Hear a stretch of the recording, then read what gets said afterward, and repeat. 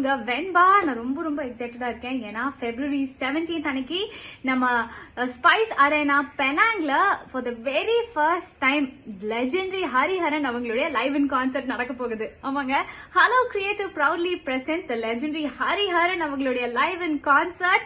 அங்க அவங்களுடைய சூப்பரான பாட்டெல்லாம் நம்ம கேட்டு வைப் பண்ண போறோம். அது மட்டும் இல்லாம நான் அங்க மாசா உங்களுக்காக ஹோஸ்ட் பண்ண போறேன். I can't wait guys. சீக்கிரமா டிக்கெட்ஸ் புக் பண்ணுங்க, ஃபன் பண்ணலாம்.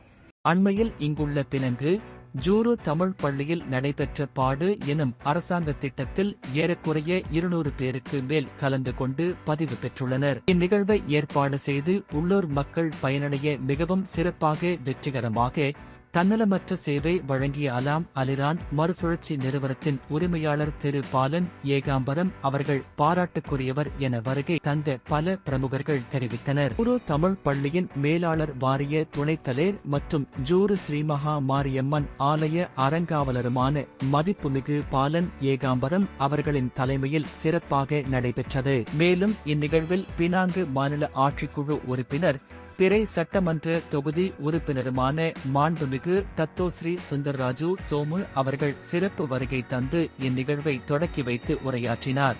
இந்நிகழ்வு மிகவும் தேவையானதாகவும் வரவேற்கக்கூடியதாகவும் அமைந்ததற்கு திரு பாலன் அவர்களை தத்தோஸ்ரீ சுந்தரராஜு பாராட்டி பேசினார். மேலும் இந்நிகழ்விற்கு சிறப்பான வகையில் ஒத்துழைப்பு நல்கிய சுமார் 70 பேர் அடங்கிய அலாம் அலிரான் மறுசுழற்சி நிறுவனத்தின் ஊழியர்களின் தன்னலமற்ற சேவை மிக அளப்பரியது என தத்தோஸ்ரீ சுந்தரராஜு கூறினார்.